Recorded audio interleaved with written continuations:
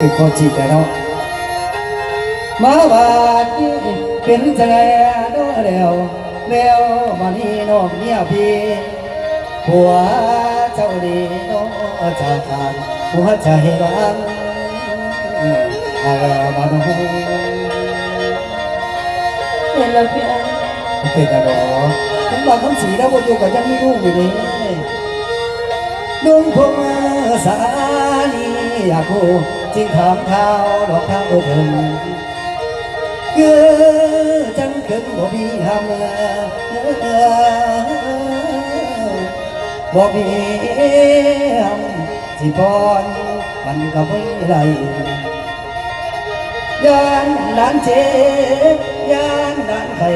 จึงเล่ไว้มาทางไทยเงินคำเกินขาดใจอดท้อให้เบาสู่ฟังผมเป็นยังไงพี่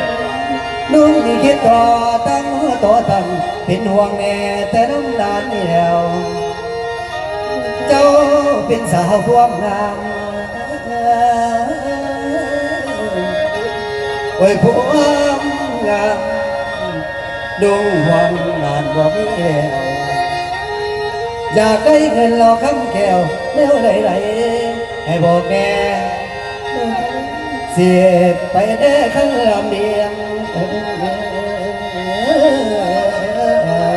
บ่วางทิมแม่นาปล่อยได้เด้อคำโอ้ยเว้ยนะเว้ยน้อ